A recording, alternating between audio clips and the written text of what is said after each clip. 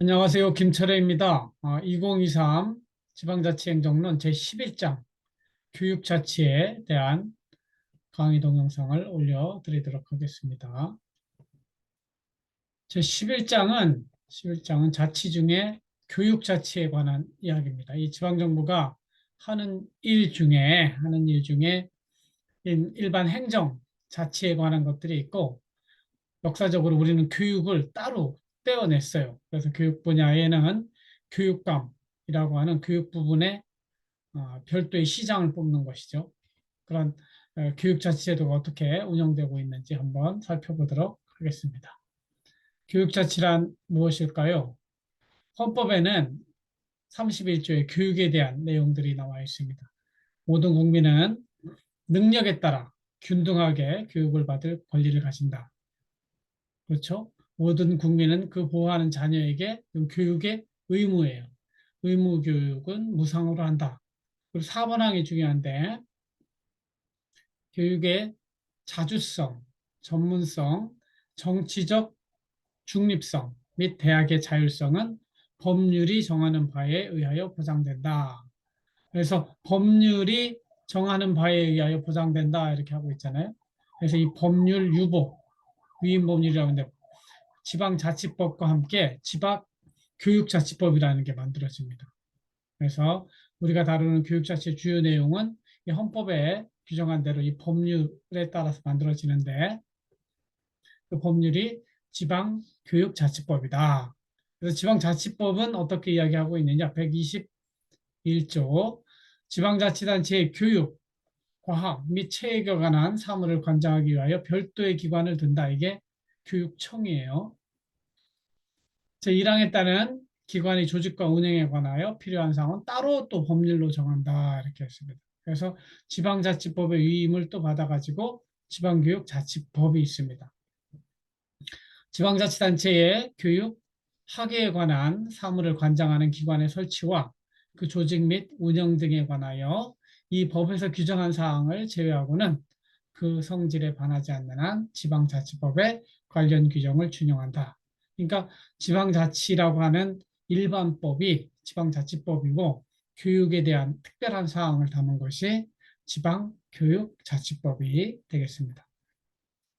그럼 교육자치라고 하는 게 뭐냐?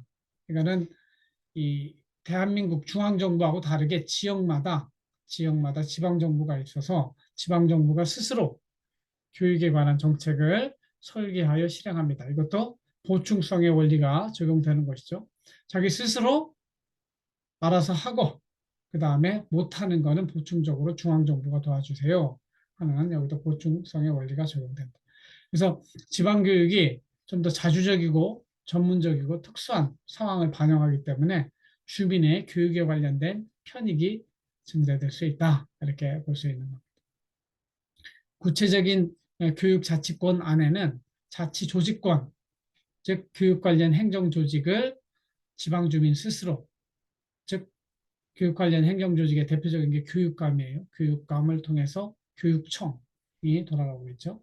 그러니까 교육감 선거를 통해서 자치 조직을 만든다. 두 번째, 자치 행정권, 교육 관련 행정을 지방 정부가 스스로 실행한다. 즉 주민이 뽑은 교육감이 교육 행정을 수행한다. 교육부 장관이 하는 게 아니에요. 교육감이 한다. 자치 재정권, 교육 자치를 위한 재원을 지방 정부 스스로가 조달하고 집행한다. 그거는 지방 교육세가 여기에 해당이 되는데 실제로는 얼마 안 돼요. 대부분은 지방 교육 재정 교부금에 의해서 교육부 장관을 통해서 내려오는 건데 그건 다음에 설명하겠습니다. 그다음에 자치 입법권이라고 하는 것도 있는데 교육 자치를 위한 별도의 의회는 없습니다. 2014년 이전에는 교육위원을 따로 뽑았어요. 그러나 지금은 시의회에서 함께 하도록 되어 있기 때문에 시장하고 교육감은 따로 뽑지만 교육위원회는 따로 뽑지 않는다. 교육 어? 관련된 의원은 따로 없다. 그래서 시도 지방교육위원회에서 상임위원회 중에 하나로 시도의 지방의회에서 수행한다. 그다음에 자치사법권, 사법권은 교육 분야에도 적용되지 않아요. 사법권은 국가의 독점적인 업무로 되어 있기 때문에 우리나라는 사법권은 지방정부에서 하지 않는다. 이 정도 이해하시면 되겠습니다. 그러면 대전시장이 있다면 대전시에 교육감이 있단 말이에요. 이 교육감이 뭔가 한번 살펴볼게요. 교육감은 이 대전시의 교육행정을 총괄하는 대빵이에요. 짱이에요. 시장하고 교육 분야에서는 맞먹는 거죠. 똑같이 지방 대전시장 선거할 때 4년 임기로 뽑습니다. 여기도 3회 연속할 수 있습니다. 3회 연속하면 그 다음 못하게 돼 있어요. 그 다음에 이 후보자 자격은 2014년부터 교육 경력 또는 교육 행정 경력을 폐지했어요. 이전에는 교육 경력 10년 이상 뭐 이런 규정이 있었는데 지금은 아무나 교육감 선거에 피선거권자로 나갈 수 있어요.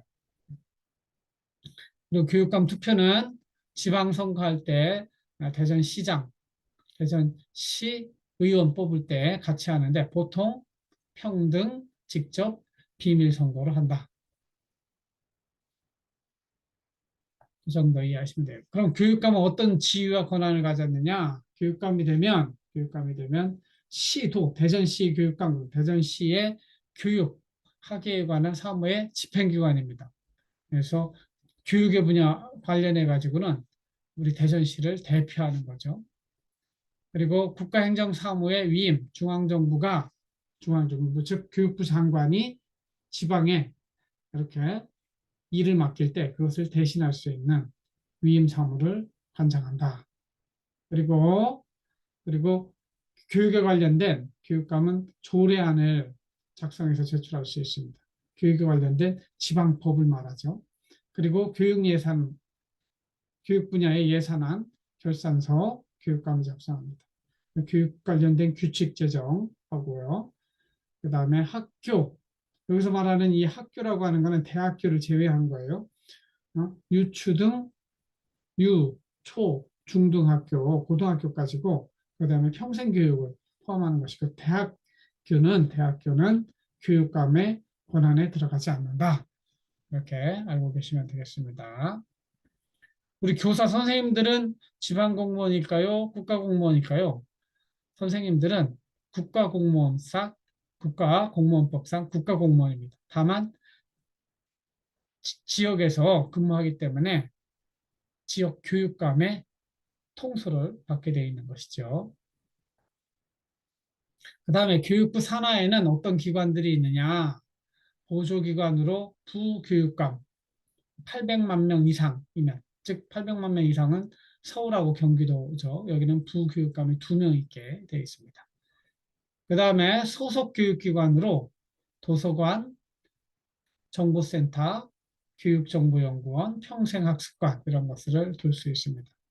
그리고 하급 교육행정기관으로 교육지원청을 두게 되는데 대전에 같으면 2개가 있어요. 동부교육지원청, 서부교육지원청 이렇게 2개가 나오는데 구청마다 있는 게 아니에요. 이거는 교육감 밑에 2개의 교육지원청을 두는 것이죠. 그래서 행정구역을 기초로 하되 2~3개의 기초단체를 포괄하는 범위로 이렇게 되어 있습니다. 그래서 동부교육지원청은 우리가 속한 동구, 중구, 대덕구를 포괄해서 동부교육지원청에서 관할을 하고 서구, 유성구, 그러니까 큰 데잖아요. 큰 거 2개 묶어가지고 서부교육지원청 해가지고 대전에는 교육감 하나, 교육지원청 2개 이렇게 있는 것이죠. 한번 볼까요? 어떻게 조직도가 되어 있는지. 행정이니까 맨 꼭대기에 교육감이 있고 그리고 부교육감이 있습니다. 여기에 이제 교육감 밑에서 일하는 사람들이에요. 기획국, 교육국, 행정국 이 사람들을 데리고 대전시의 교육 정책을 하는 겁니다. 실제 실무는 어디서 해요? 교육지원청에서 해요. 그러니까 구청에 해당하는 거 구청에. 그러니까 동부 교육지원청, 서부 교육지원청이 있습니다. 직속기관으로 이렇게 다양하게 하나, 둘, 셋, 넷, 다섯, 여섯, 일곱, 8개, 9개의 직속기관을 가지고 있습니다.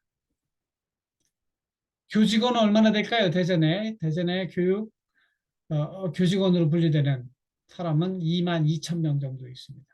그중에 선생님이 14,600명, 교육 전문직, 일반직, 교육 공무직. 그래서 여러분들이 교육 행정 시험을 보게 되면 일반직 교육 행정 공무원이 되는 겁니다.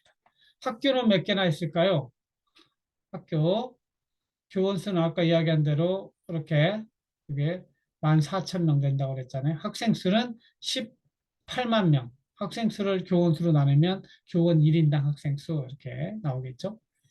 그래서 학교도 보면은 여기 교육감이 관할하는 거는 유치원, 초등학교, 중학교, 고등학교, 특수학교, 각종 학교 뭐 평생교육까지를 포함하는데 학교 수로 따지면은 공립학교가 359개, 사립학교가 200개 정도 됩니다.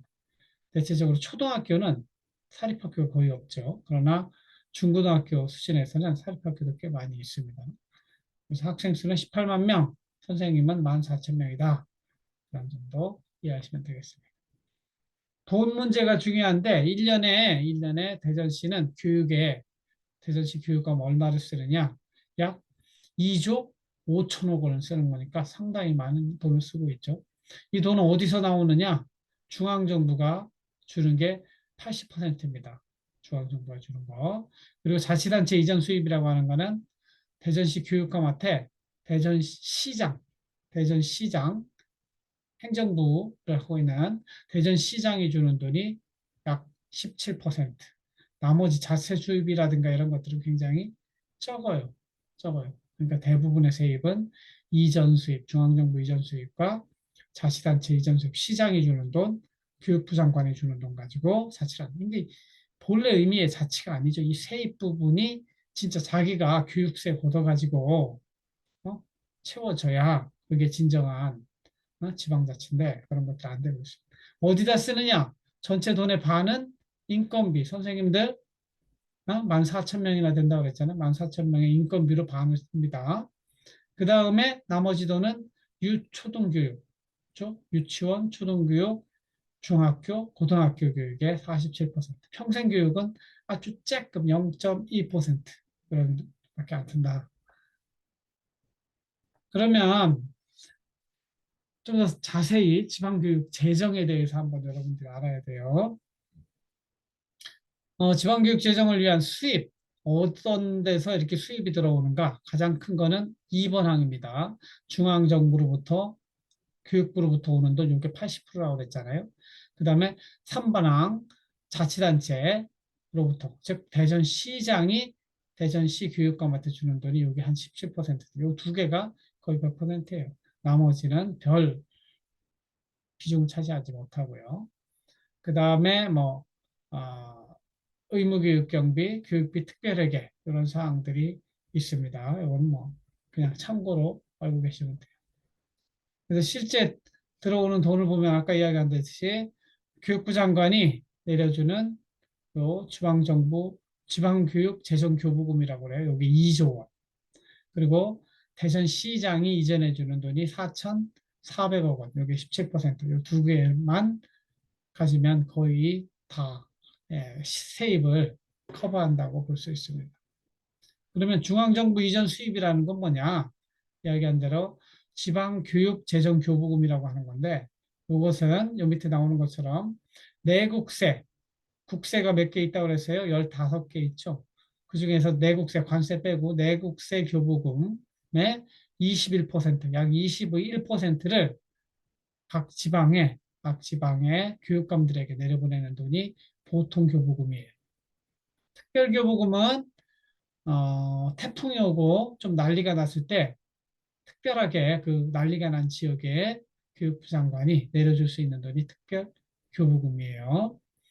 뭐 증액교부금은 요 보통교부금하고 특별교부금하고 관련해 가지고 특정 지역에 증액을 할 필요가 있을 때 내려보내는 증액교부금. 그래서 보통교부금, 특별교부금을 포함해서 지방교육재정교부금이라고 한다.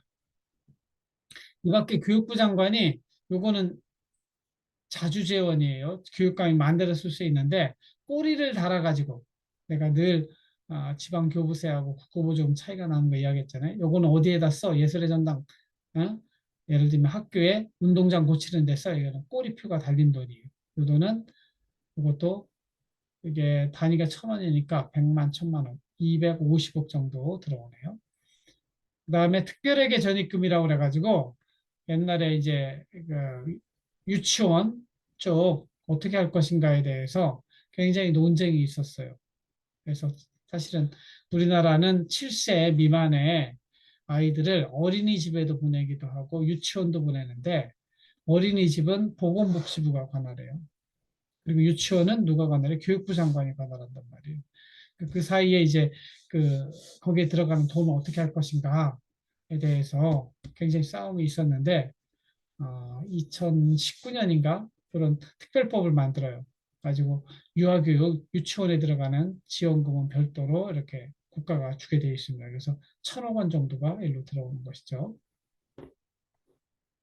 그 다음에 요거는 지방자치단체 이전 수입이라고 그래가지고 요거는 대전시가 거둔 돈을 대전시 교육감한테 보내주는 돈이에요. 그래서 교육세, 지방교육세 전입금이 있고 담배 소비세의 일부를 또 이쪽으로 보내주고 시, 도세 전입금, 그다음에 뭐 보전금 이런 것들 포함해서 일단은 요 돈은 뭐냐면 대전시장에 들어갔다가 그다음에 대전시 교육감한테 들어오는 돈이 자치단체 이전 수입이다. 이렇게 이해하시면 되겠습니다. 그다음에 아, 자체적으로 걷어들이는 수입 얼마 안 되죠. 그죠? 이게 100만, 1000만, 84억 정도 되는데 특별활동할 때 여러분들 돈 내는 거 있잖아요. 중간중간에. 그런 거로 잡히는 것이 자체 수입으로 잡히는 것입니다. 그럼 어디다 돈을 쓰느냐? 그 돈의 반은 2조 5천억의 반은 여기에 인건비, 저 49.7% 있잖아요. 인건비에 1조 2천억 원 쓴다. 14,000명의 선생님들 월급 주는 거죠. 그 다음에는 어디다 써요? 유아 및 초중등 교육 이쪽에 쓴다고 그랬죠. 이거를 좀 유아에는 얼마 쓰고 중등에는 얼마 쓰고 고등에는 얼마 쓰는지 이걸 좀 분리해 주면 좋은데 지금 분리는 그렇게 돼 있지 않은 상태예요. 근데 이제 결국은 사람 한 명당 얼마씩 주기 때문에 학생 수에 따라서 이게 배분이 된다고 보시면 되겠습니다. 여기 본 것처럼 인건비 전체 세출 부분에서 이제 본 예산을 기준으로 따지면 인건비 쪽에 한 40% 쓰고 그다음에 물건비에 쓰고 뭐 이렇게 요거는 비목별 즉 성질별 분류를 말한 거예요. 이전 지출, 보전금, 민간 이전, 자치단체 이전하는 거 이런 것들 이쪽 있고 이것도 전체적으로 이렇게 돌아가는 거 보시면 됩니다. 그래서 대전 시의 세입과 세출 큰 그림만 여러분들이 교육자치라고 하는 것은 우리나라의 행정자치뿐만 아니라 교육 부분이 특별하게 별도의 자치 법을 가지고 있고 그래서 지방선거할 때 대전시장뿐만 아니라 대전시 교육감을 따로 뽑는다. 그러나 옛날에는 교육위원도 따로 뽑았는데 시의원 뽑듯이 시의원만 뽑고 교육위원은 뽑지 않는다. 그러면 교육위원회 역할은 누가 하느냐? 대전시의 상임위원회 중에 교육위원회에서 담당하도록 하고 있다. 이 돈은 어떻게 되느냐? 대부분의 돈은 중앙정부가 주는 지방교육 재정 교부금이라고 하는 걸 가지고 쓰고 또 일부는 대전시장이 걷었다가 이쪽으로 이전해주는 자치단체 이전금으로 쓴다. 어디에다 쓰느냐? 대체적으로 반 이상, 반 가까이는 선생님들 월급 주는 데 쓰고 그리고 나머지는 유치원, 초등학교, 중학교, 고등학교에 사람 수에 맞게 사람 수에 맞게 1인당 얼마 이렇게 편성해서 나눠주고 있다. 이런 정도로 여기 간략하게 기억하고 계셨으면 좋겠습니다. 이상으로 제11장에 대한 강의 동영상을 마치고 나머지 내용은 오프라인 수업 시간에 우리 강의실에서 질의응답으로 진행을 하도록 하겠습니다. 들어주셔서 감사하고 다음에 뵙겠습니다. 감사합니다.